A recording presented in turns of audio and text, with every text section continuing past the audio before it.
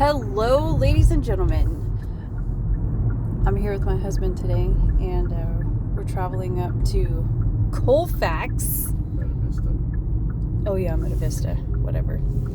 Anyways, I'm making this video because my husband and I have been revisiting some places lately, and it's been kind of comical. Very difficult.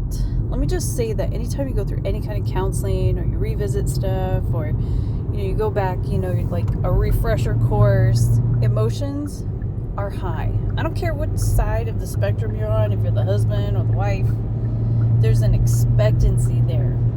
So Isaac and I have decided to go back and listen to, what's it called? Men are from Mars. Men are from Mars, women are from Venus. And let me just tell you, it's been a challenging week.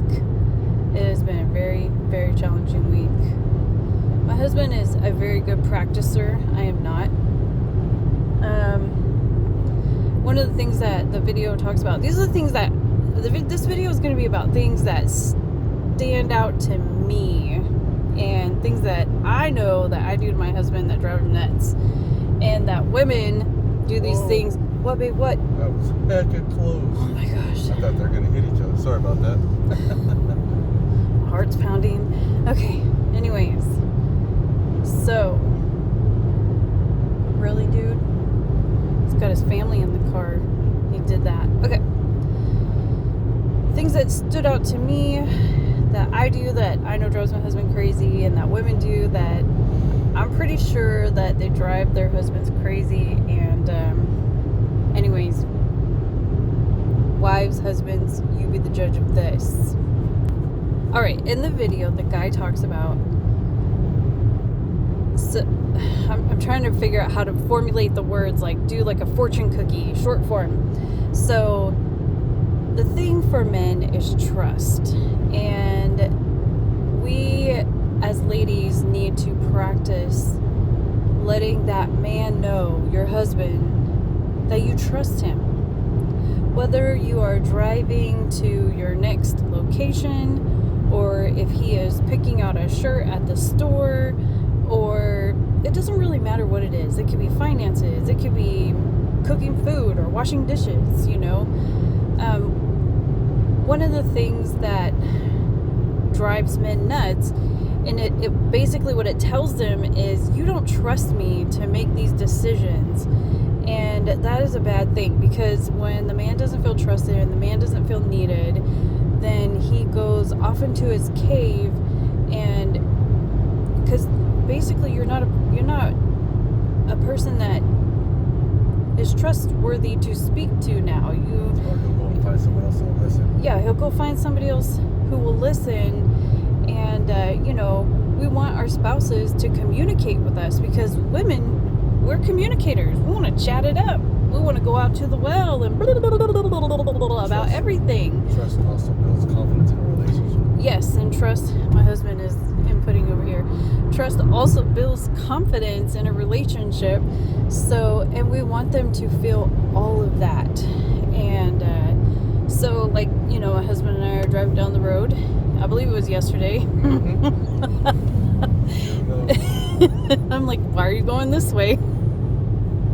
Why didn't you just go straight? Why are you making a left-hand turn? Wait, okay, now you're totally passing this exit. I'm like sitting there, and for men, this is like, you're literally trying to change the man. You're saying, like, I don't trust you to get where we need to go. And my husband, he says to me, what does it matter, Cassie? You're going to get there one way or the other.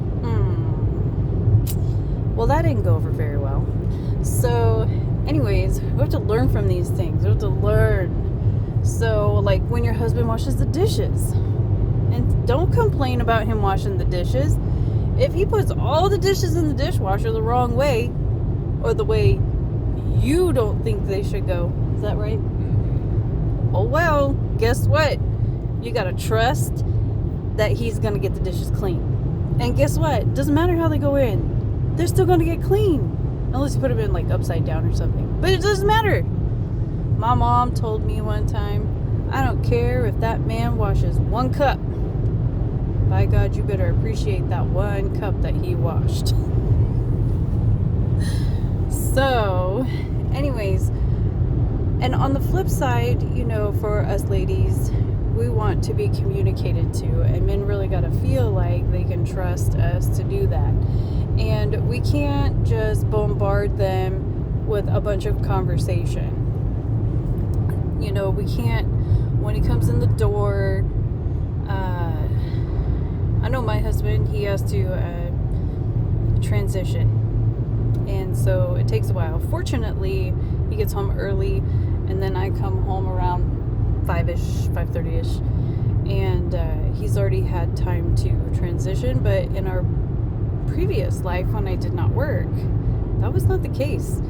And so me and my son, we would sit and wait for about 30 minutes. Sometimes I would look at him, I'd be like chomping at the bit, and I'd look at him and be like, is it time yet? And he would look at me and he'd shake his head, no, give me about 10 more minutes. And I'd be like, oh, it's killing me.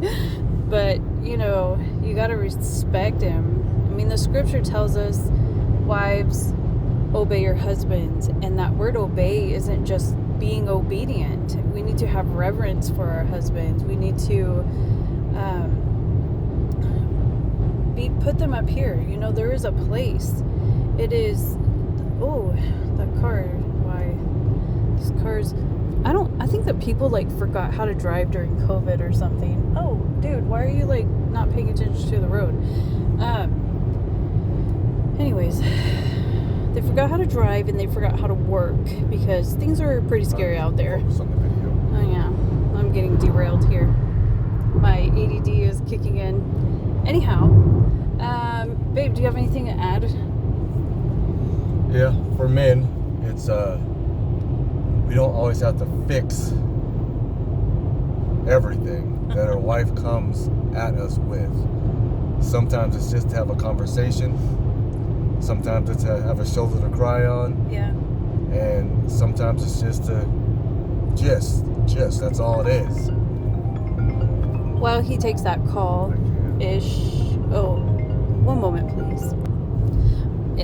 So, I do want to cut in here for a brief moment because that was another thing that stood out to me about us ladies. You know, we bombard our husbands, you know, all of a sudden they feel like we're presenting all these problems to them for them to fix, because that's what men do. They like to fix stuff. They are our superheroes. They're the hat, you know, they put the fix-it hat on. So when Isaac comes in and I'm like, oh this, oh that, oh this, oh blah blah blah blah blah, you know, women, we're like those spaghetti noodles, you know, everything is connected, and so we just go on and on and on.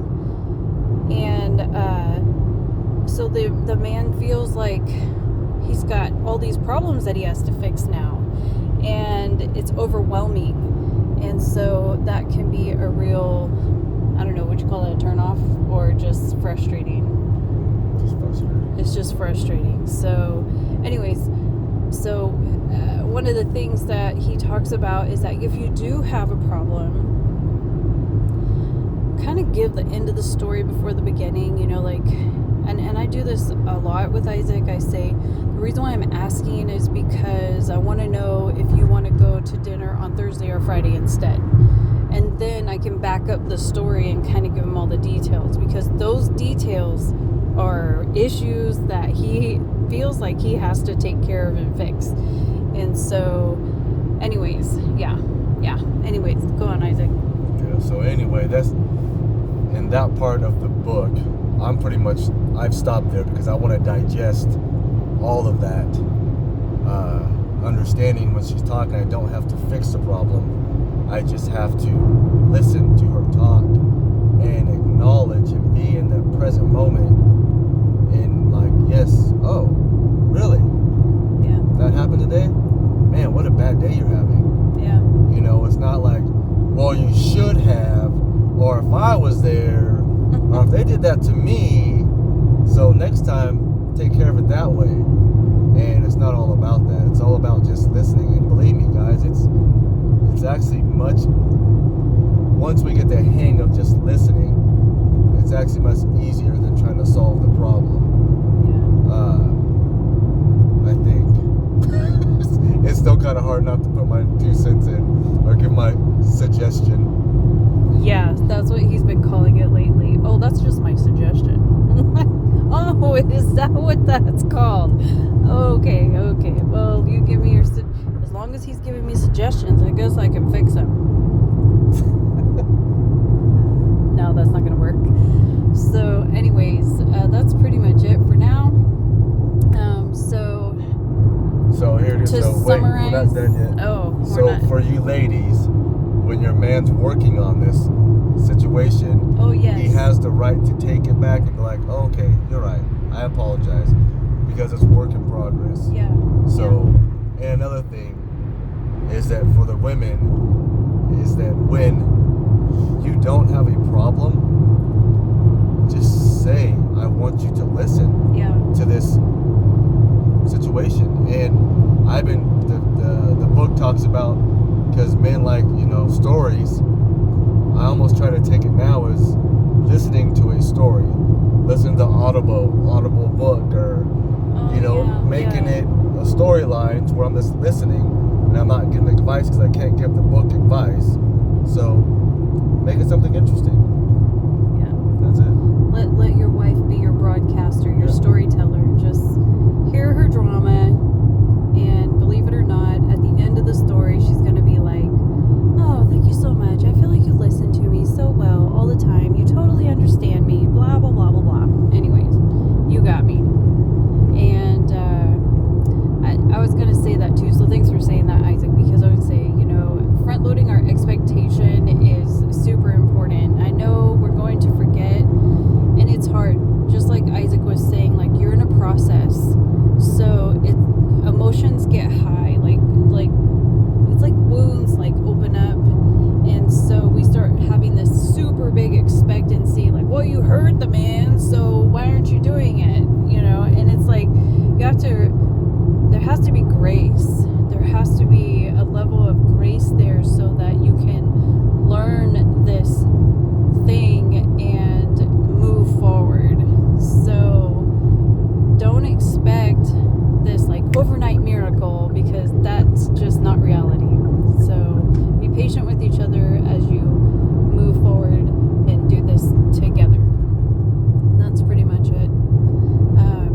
So ladies, front load your expectation to your husband. Let him know if it's a problem that you want him to fix or not.